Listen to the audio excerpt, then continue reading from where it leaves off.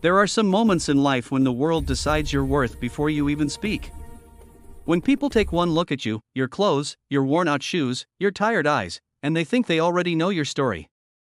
They think they know your limits. That was exactly what happened the day Arlen Hayes walked up the long marble steps of the Sovereign Financial Headquarters under the midday sun, his daughter's small hand wrapped in his. He had come to save her future, but by the time he reached the doorway guarded by two enormous men in tailored suits, everyone watching believed they were simply watching a desperate nobody walk toward humiliation. They didn't know the truth.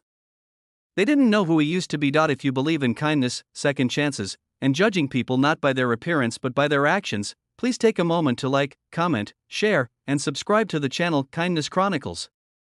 It helps these meaningful stories reach more hearts. Arlen Hayes was 39, worn down, but steady. His life had not always been like this. There had been a time when he was known across 3 continents, when entire rooms fell silent when he walked in. Yet life has a way of changing direction in sudden, brutal ways. That day, however, he only looked like a tired single father wearing faded jeans and a plain gray shirt, guiding his young daughter Iris, 9 years old, bright-eyed, and quietly courageous, toward a building many believed only the powerful belonged to. They had traveled 3 buses and walked 20 minutes in the sun because Arlen could not afford a taxi. Iris, despite her age, understood enough to know that something important was happening. Her father had never been a man who complained, but lately she saw him staring at envelopes with numbers printed in red. Medical numbers. School numbers. Overdue numbers. Life had become a storm of bills and fear since her mother passed away 2 years earlier. Arlen had been doing everything he could, from working extra shifts at the mechanic shop to repairing neighbors' vehicles at night under a small lamp in the yard. Yet time and income were never enough. Iris had fallen sick weeks ago. Medication costs had drained what little cushion they had left, and now her school tuition was overdue. The school had sent a notice that she would be removed from the classroom if payment was not made by Friday. Arlen had heard of a scholarship fund created by Sovereign Financial's owner, a reclusive billionaire named Alastair Wynne. The fund was said to be meant for students in need, but most recipients came from families with influence and connections. Still, Arlen believed it was worth a try. He had no appointment. No recommendation. No wealthy friend to open a door. Just a father's determination and a daughter's trusting eyes. They reached the entrance. 2 guards stood like statues. One was silent and observant. The other, tall and broad with a square jaw, had the look of someone who measured people by their shoes and watch brand.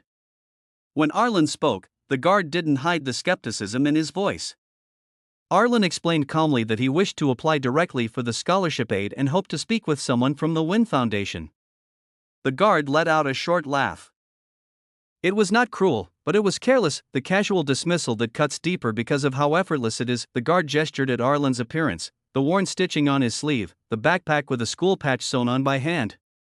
He didn't have to insult him with words. The meaning was clear: you don't belong here. The guard said that without an appointment, Arlen had no chance of speaking to anyone inside.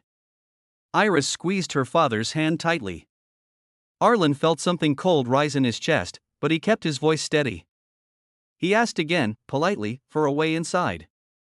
The guard shook his head, smiling like this was some small entertainment in his long day. That was when Arlen rolled up his sleeve. It was not to show force or anger, but to reveal something he had tried to leave behind years ago. The guard stared first in confusion, then in a shock that erased every trace of amusement. Across Arlen's forearm was a tattoo containing a series of symbols and numbers. Not decorative. Not stylish. It was an identification pattern used only in elite military units known unofficially as the Shadow Commando Program. The kind of unit whose missions never made the news, whose operations were classified for decades, whose members were spoken of in whispers among security professionals. Arlen had once served at a level the guard had only ever heard legends about. The silent guard recognized it instantly. His stance changed. He straightened. Respect replaced doubt. Arlen didn't raise his voice. He didn't threaten. He simply spoke with the calm clarity that only a person who has seen the worst of the world possesses. He said he had not come to cause trouble. He only wanted a fair chance for his daughter. He asked if they could send a message to the foundation office upstairs. The silent guard stepped inside, returning moments later with someone wearing a polished name badge. Things began to move differently. Phones were picked up. Voices lowered. Within 10 minutes, Arlen and Iris were escorted to the 28th floor where glass windows overlooked the city from a bright office meeting room. Arlen didn't care about the view.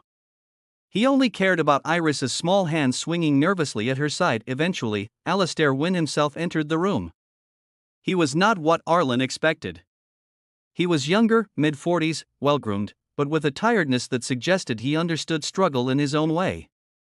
He glanced at Arlen's tattoo, then at Iris, then at the documents Arlen had neatly placed on the table. Arlen didn't boast. He didn't mention missions or bravery. He simply told the truth. He had left the unit years earlier because he wanted a life of peace with his wife and daughter. He worked with his hands. He was proud of honest labor. But the world had been unkind, and he had been trying to hold everything together on his own since his wife passed. Iris watched her father as he spoke. She didn't understand everything, but she saw how strong he remained even when explaining hardship. Wynne listened. Really listened. There was no arrogance or impatience in his expression. The silence in the room felt different from the one outside the building earlier. This one felt like hope when asked a few questions about Iris's school. Her interests. Her dreams. She loved astronomy and used to spend evenings with her mother lying on the grass looking at constellations. Her goal was to one day become an aerospace engineer, maybe even work somewhere like NASA. Wynne's expression softened at that. He approved the scholarship on the spot. Not just partially. Full tuition. Additional medical assistance. Support for future academic programs. Arlen felt something in his chest loosen, something that had been bound so tightly it had become pain. The guard who had laughed earlier eventually came to the room at the request of Wynne. Arlen did not glare at him. He simply nodded, offering no resentment. People can learn. People can change. The guard apologized sincerely. Arlen accepted it with quiet dignity. Life didn't magically fix itself that day. Arlen still worked long hours. He still missed his wife. He still faced days of exhaustion. Iris still had challenges in her health to manage. But the crushing weight of helplessness had lifted. There was room to breathe again. There was room for hope. Iris returned to school the next day, wearing her same backpack but with a different glow in her eyes. She had been seen. Her future had been seen. Over the weeks that followed, Arlen and Wynne remained in contact. Not as beneficiary and benefactor, but as two men who understood the invisible kinds of strength life demands. Wynne later revealed that he too had been raised by a single parent, and someone had once opened a door for him that he had not deserved by status, but needed by humanity. This scholarship fund was his way of passing that forward. But meeting Arlen reminded him that kindness should not be selective. He expanded the scholarship criteria and personally reviewed applications from families who lacked influence. Arlen did not tell anyone about his past. He preferred to be known as Iris's father, the man who loved his daughter enough to keep fighting. If the world judged him by his clothes or his car or his paycheck, that was fine. He had nothing to prove to them. His victories were quieter. But real. If this story touched your heart, please take a moment to like, comment, share, and subscribe to Kindness Chronicles. Your engagement helps spread empathy, hope, and compassion to more people who need to hear it.